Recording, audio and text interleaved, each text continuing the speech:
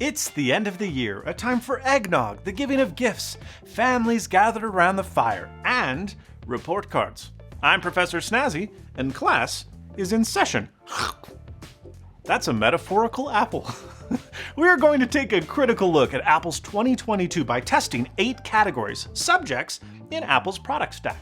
We will talk about new releases, products that have been left to languish, where that leaves the current state of things, and then we'll assign each subject a letter grade from A to F, with a final GPA awarded for Apple's 2022 performance. Our first subject is the one for which Apple is best known, the iPhone. Now this year, as with years before it, we saw the release of 4 new handsets, but not in the same sizes as 2021. Killed off was the Mini. Beloved by many, but alas, too few, leaving us 2 6.1-inch models and 2 6.7-inch models. Now the Pro phones, they maintain the same form factor as their predecessors, but they ditched that infamous notch in favor of the dynamic island. The DI, that's what I'm calling it, was universally praised up and down upon its release for making use out of what would otherwise just be dead space. But after a few months of use, I'm a little more lukewarm on it. I've actually found it more distracting than the notch in day-to-day use, as it takes up more screen real estate, and many apps, including those that play back video, remain unoptimized for it. And many devs that have added support for the dynamic island lock it behind a paywall, which is really disappointing. Live activities are neat, but tapping the DI to jump back to the app is often just easier than holding it down to see the expanded card view. I mostly feel like there's a lot of missed opportunity, functionality that has needed a major rehaul for years, like Notification Center, that could have integrated into the dynamic island seamlessly, but hasn't been. If Apple continues to lock this feature, the DI, behind Pro phones, it's always going to remain a kind of neat but not very prolific gimmick. It needs more functionality, and it needs to come to all iPhone models for it to truly flourish. Hopefully that happens in 2023. Another feature brought to the Pro phones was a single Hertz LTPO OLED, which enabled Apple's first always-on display. But upon its release, every single pixel on the AOD remained lit up dimly in order to show you the wallpaper. This was a massive battery killer, to the point where I actually disabled it entirely on my iPhone 14 Pro. Luckily, Apple seemed to listen, and in iOS 16.2 they added a toggle to use the AOD without displaying your wallpaper, or even notifications, to help save battery. I've re-enabled it, and I've noticed the battery drain is significantly less. It's non-zero, but it's now worth the trade-off. I really like it. Cameras on the Pro phones also got a huge boost in performance this year. I'll save you the gory details, but a few things that I love. Number 1. The new 48-megapixel quad-Bayer sensor's multi-sensitivity helps HDR processing much more quickly than having to stitch together several shots. Take a look at this photo I took in Times Square. It's a good example. Even with the crazy bright billboards and people and cars moving in the shadows, everything is perfectly sharp. Contrast that to my cat pawing at my TV shot on an iPhone 13 Pro just months earlier, where there was too much time spent grabbing photos at different exposures, and kind of everything is a stitched blurry mess. If you enable the 48-megapixel mode, you can get an insane level of detail, making photos look legitimately good, not just smartphone good. Now, I've also noticed huge improvements in the Telephoto 3X camera, despite the hardware itself not changing. This is all processing, baby. And I actually find myself using it a lot more to get really usable, nice shots.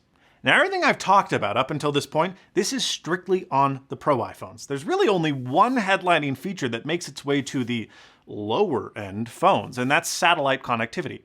I haven't had the chance to use this in the real world yet, but during the summer we go hiking and off-roading in Utah's lesser-traveled cellular-free mountains, and I will definitely be updating my Find My location for friends and family, even if no danger is present via satellite. It's one of those things that isn't really important until it is, and very few people are going to use it, but that still doesn't mean it's not cool. It's friggin' awesome. Beyond that, though, there's really only a few small software changes to the non-Pro iPhones. A new action mode in the camera app. There's 4K support for cinematic mode, which I'm now remembering is a feature of the iPhone. And there's an improved barometer that can detect car crashes without the need for an Apple Watch. It's a nice feature, so long as you're not at Disneyland. All in all, the iPhone 14 Pro is one of the best updates that Apple has released in years. But the regular 14 is basically just an iPhone 13. There's really no justification at all for its price tag, and it seems that consumers have taken notice, with Apple allegedly cutting production of the iPhone 14 in favor of an increased production towards the Pro lineup. If you're a jaded Mini fan like I am, well, you can take pleasure in hearing that reports are suggesting that the iPhone 14 Plus is selling even worse than the iPhone 13 Mini did. So I'm going to give an A- to the iPhone 14 Pro, it's great, and a C to the iPhone 14. Let's average them out and call it a B for this category for 2022. The Apple Watch had a big year, for the first year in many years. It feels like the last major update we had gotten to the Apple Watch lineup was the addition of an always-on display with the Series 6. That changes with the new Watch Ultra.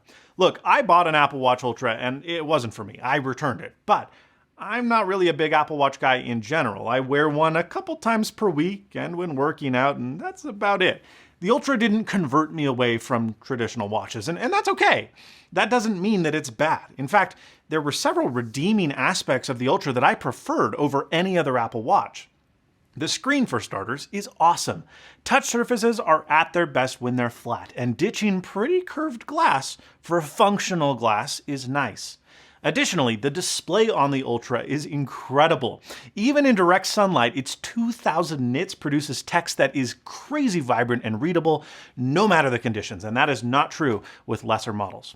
Battery life was also superb. It was the first time that I didn't have to charge my watch at the end of the day, and if I forgot to charge overnight, well, I could make it a whole nother day. Dual frequency GPS was also really impressive with tack-sharp coordinates, much better than my Series 7, which kind of piggybacks off of your phone's GPS when nearby. The Ultra doesn't do that. And even in open areas where you would expect GPS to do really, really well, older models just didn't. The Ultra is tack-sharp precise. I also really liked the general look of the titanium case. It's a handsome watch, if not for its gigantically stupid, in my opinion, I know a lot of people like it, 49mm size. Now, despite the size of the watch, the size of the price tag, while expensive, actually seems pretty reasonable when compared to the competition, and reasonable compared to prior watch models, which, if you got them in titanium, were $50 more expensive than that of the Ultra, and save for the case, were otherwise identical to the much cheaper aluminum models at half the price. The Ultra is legitimately new, and it's really great, and I hope that next year we get a smaller model, because it might be the watch that finally converts me to full-time smartwatch use. Then we've got the other two. The Series 8 added crash detection and temperature sensors for retrospective ovulation windows, but that's about it. It's a really tiny update, but I guess a larger one than the Series 7, which basically only came out with a smile and a wink. The SE saw its first update as well in over 2 years, and I think that it actually makes a lot more sense than the original one did, but I still don't like it. It lacks sensors, still, that debuted with the Series 4 back in 2018. There is no ECG, there is no blood ox, there's no new temperature sensor, which that one's obvious, but the other ones, come on. And it also doesn't have the vastly superior third-generation heart rate sensor that debuted clear back on the Series 6, making this a compromised fitness tracker. It's legitimately not as good. Furthermore, despite having the same LTPO 1000 nit screen found on the Series 6, which does have an always-on display, the SE doesn't. 'Cause reasons? I don't know. I guess the saving grace is its price. The new Watch E starts at $249, which is lower than the first generation SE was on launch, but it's still more than you would spend buying a new old stock Series 6, which is definitely the way that you should go. The Watch Ultra gets an A from me because it's fantastic. The Series 8 gets a B, and the SE gets a B-. That gives the Apple Watch an overall grade of B+. No extra credit for killing the Series 3 though, because that should have been done years ago. But finally, it is dead, and we shall all rejoice.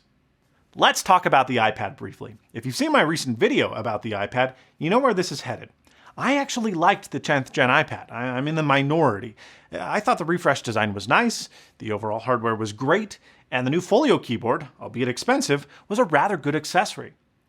However, expensive was a theme, and that was my issue with the new iPad. Its $450 price tag outpriced the market that the entry-level iPad has historically targeted. And I think it's for that reason that they kept around the old entry-level iPad. Unfortunately, they did so at the same price. They didn't lower it at all. So this new iPad, the 10th gen iPad, may as well be an entirely new product in Apple's iPad lineup. One that's dangerously close in price to the iPad Air, and not just when the iPad Air frequently goes on sale, but even at MSRP. Add in a pencil and a keyboard, and you're pushing up against $1,000, and that's hardly what I would call entry level. It's a good product, but it's in the wrong spot with the wrong price.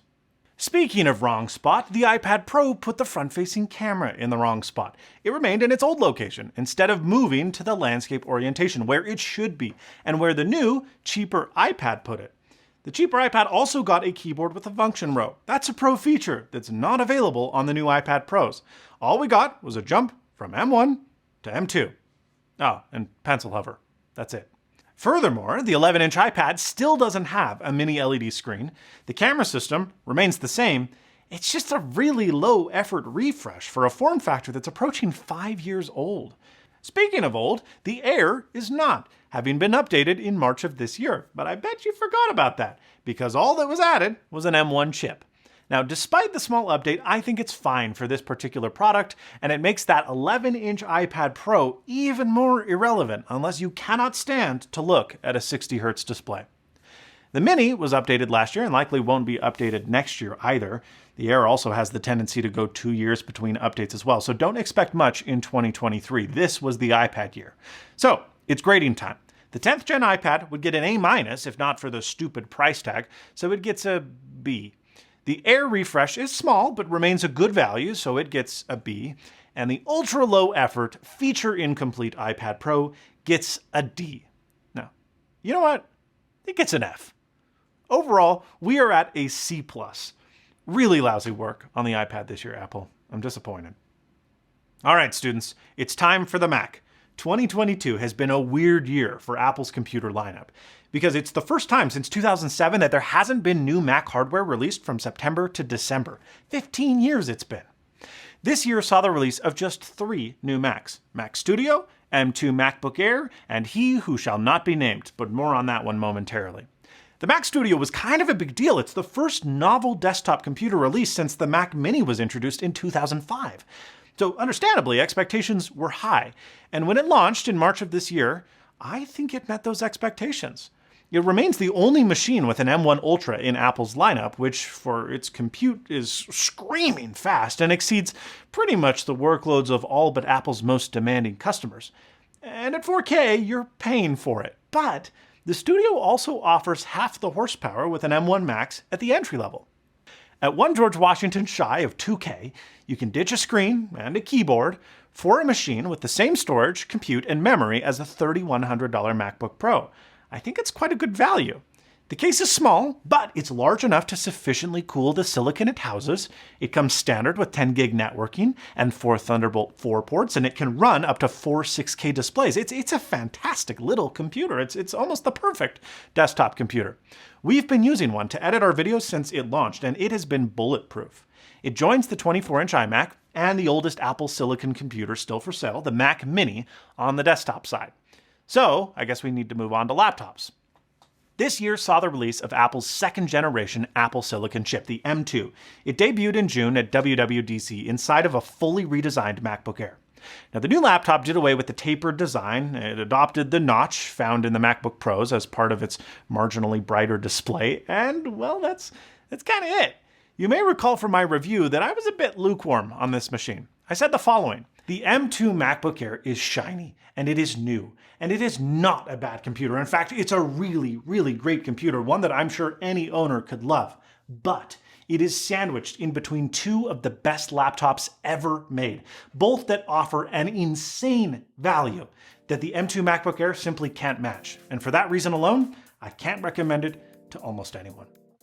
7 months later, I kind of feel the same. I'm using it as my daily driver, but it lacks the same phenomenal mini LED, HDR-capable, high-refresh display, the impressive speakers, the better I/O and monitor support, a more tactically stable keyboard, not to mention significantly more powerful silicon that you find on an M1 Pro MacBook Pro. And that's a machine that's frequently priced within $100 of the M2 Air. The 14-inch MacBook Pro will go down as one of the best value computers Apple has ever made. It is extraordinary. And the M2 Air is merely great. But great is not good enough. What's neither of those things, great nor extraordinary, is the M2 13-inch MacBook Pro. We demonstrated in our M2 MacBook Air review that the machine did indeed throttle, but not to the extent that had been exaggerated by other media outlets. It was only about 12%, which is even less than the original M1 MacBook Air. The 13-inch MacBook Pro exists solely for those people that cannot deal with the 12% performance loss, but also can't afford $100 for the 35% faster multi-core performance, and not to mention the display and everything we just talked about of the M1 Pro MacBook Pro, which is that's nobody. It has a worse display, a dated form factor, an obsolete touch bar, and more. It's Pro in name only. Then there's the Mac Pro, the larger iMac, and refreshed MacBook Pros that were expected to come this year, but didn't. So 2023, I estimate, is going to be big. And that's good, because save for the Studio, this year was kind of a dud. The Studio is awesome. It gets an A. The M2 Air is good, but not great. It gets a B+. And the M2 Pro gets a C+, bringing the overall grade for this subject to B+. Okay, class, the first letter of the alphabet is... That's right, A, as in, accessories are expensive. Apple released 3 accessories this year, starting with the Studio display in March. Now, we stated in our review that we were shocked by the lavishness of materials found in our teardown. The power supply was split into 2 in order to ensure equally sized speaker chambers, complete with force-canceling woofers on each side of the display. Cuts were made into the power supply PCBs so that they could mount the capacitors at a 90-degree angle in order to decrease the Z-depth of the boards. What? They had expensive bus bars that ran everywhere. The main board was populated with an A13 SoC and 64 gigs of storage. There was a custom-designed power plug because a non-proprietary connector wasn't thin enough to carry AC mains. The only thing Apple didn't seem to spend buku money on the Studio display was the screen itself, which was more or less the same display that had been used on the iMac since 2014, save for a little additional brightness, but not enough brightness to do anything useful with it, certainly not for any HDR workloads. It's a $1,600 single-zone backlit 8-bit monitor. Now, for those that require 5K or have a compulsive need to complement their aluminum computer, then this is really your only option. But for everyone else, it's kind of a no-go. Apple should have made this monitor less extravagant for less than $1,000. Get rid of the bells and whistles. Just make it a display that we want. In September, we ended up getting another accessory, the AirPods Pro 2, which is an easy contender for Apple's best product of the year. They took the already excellent former generation buds, they added significantly better noise canceling, superb improvements were made to the sound profile. Most notably, there was significantly higher pressure sub-bass, there were improved mids that made female vocalists finally sound good, which was a first for AirPods, and it was less sibilant on the high end, with better soundstage and separation to boot. They sound fantastic. Adding a speaker and Find My support to the case, even when the buds are dormant, was also a fantastic addition, and it has already helped me find my misplaced headphones multiple times now. Add a bunch of other small improvements, like improved battery life, reduction in ear canal tunneling when running, volume control from the buds themselves via a swiping feature, and more. I mean, Apple just smashed it out of the park. They're one of the closest things to perfect Apple has ever made. Then, we've got the new Apple TV. It also saw a small but appreciated improvement this year. The fantastic Siri remote got upgraded from Lightning to USB-C, thank goodness, and HDR10 Plus support was added for Samsung TV owners that don't get a taste of the Dolby Vision good life. The box is also upgraded to a newer, snappier A15 processor, and with double the storage of prior models, without the price changing. The $149 top-of-the-line model also comes with a Thread radio and Ethernet for smart home control. And that's something that was only previously available on the $99 HomePod Mini. So, summarized, accessories this year were good. They had a good year. There weren't many of them released, but the ones that were released found themselves to be at worst solid and at best incredible. A B- for the Studio display, only because of price. An A- for the Apple TV, it's really good, and an A+ for the remarkable AirPods Pro 2. That gives us a final subject grade in accessories of A-. Exemplary work. Okay, parent-teacher conference time. Look, your kid, Apple, They're really sweet, but you know how much they've been struggling with software, so let's talk about it, okay? iOS 16 was a pretty big jump this year. We got customizable lock screens for the first time ever, with widget support and live activities. And we also got a lot of updates to default apps, like a complete weather overhaul. We got editing in Messages. There were improvements to Mail and Maps. Fitness now opens without those that have, or for those that don't have an Apple Watch, which is great. iCloud finally allows families to share a combined photo library. Thank you. And there's the addition of a new app, Freeform, which has been added by default for collaborative brainstorming. It's not something I'm ever going to use, but I like the icon. And then, more recently, with iOS 16.2, we were given the option to enable advanced data protection for encryption on just about everything, everywhere. This sounds like a recipe for bugs galore, but particularly as of iOS 16.2, I've been pretty impressed by the general stability. It's not as perfect as iOS 12 was, but it's pretty good. Onto the iPad, this trend does not continue. Apple had a bit of a controversy upon the announcement of Stage Manager, their new multitasking tool for iPadOS, because only the M1 Air and M1 iPad Pro were supported, and Apple's Craig Federighi said in a public-facing statement, well, this was because the older models lacked memory swap, which was required to handle this new feature. The problem with that statement is that swap was only available on the highest capacity iPad Air, and yet Stage Manager ran on all M1 iPad Air models. Now, I'm not saying that we caught Apple in a lie, but they really pissed off a lot of people for not bringing a fairly major OS level feature to iPads that were more than 6 to 9 months old. So, Apple reversed course and essentially started over, redesigning Stage Manager from the ground up to support all 2018 and later iPads Pro. The end result was a feature that was released with so little time in the oven, with so many bugs littering the experience, that it was actually disabled by default. Stage Manager is still a mess months onward, not just from a bug standpoint, but even conceptually. My friend Federico Vitici has a phenomenal review on Mac Stories that you've got to read just to understand how bad it really is. A good idea, but terrible execution. We also have a color reference mode that may be coming with the promise of DaVinci Resolve coming to iPad. It's a non-linear video editor. It's one of your favorite YouTubers, not me, just like lots of YouTubers that you really like. A lot of them are using Resolve to edit their videos. And that might finally warrant the Pro moniker for Apple's flagship tablet. But that's not out yet, so we're mostly just left with a buggy mess. Now, macOS Ventura launched in a state a little bit better than the iPad, with a flurry of new features from Stage Manager, which works better here on the Mac, but I've decided isn't really for me in my workflow, to Continuity Camera. There are updates to Safari tab groups and keychain passkeys. Mail has some new updates as well, and most iOS 16 features made their way over. So there's an improved weather app, the messaging app has been updated, there's an improved notes experience, etc. They've also redesigned the very old, very bad System Preferences app, which has remained mostly unchanged since macOS launched over 20 years ago. They changed it for something that might be worse: System Settings.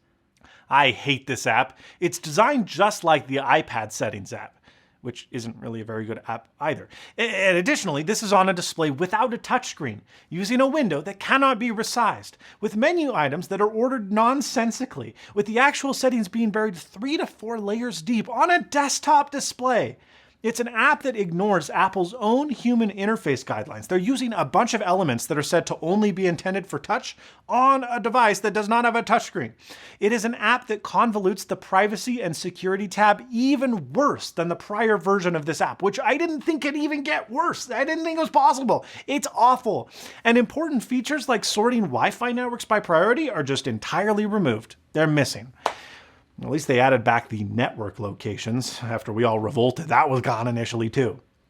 It's a garbage app. It's so bad that I have refused to update most of my machines because many of the new features of Ventura, in my mind, are not worth dealing with this awful app as an exchange. It's that bad. It's awful. I hate it. What's not awful is the new watchOS 9.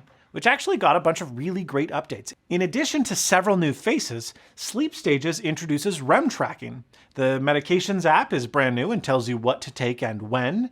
The Workouts app now provides a bevy of awesome new features that you can see while performing a workout, such as your heart rate zones to see your workout intensity, and accounting of elevation changes and your pace. There are power alerts, there's heart rate cadence, and more. Swimmers have automatic kickboard detection, so that when they reach the end of the pool, they flip around, that's automatically counted as a lap, and it now counts the number of strokes that you take per lap. Runners can detect stride length and contact time and vertical oscillation. Triathletes can can change between swimming and biking and running. You can now race against your own prior best or last results on frequently used workout routes and more.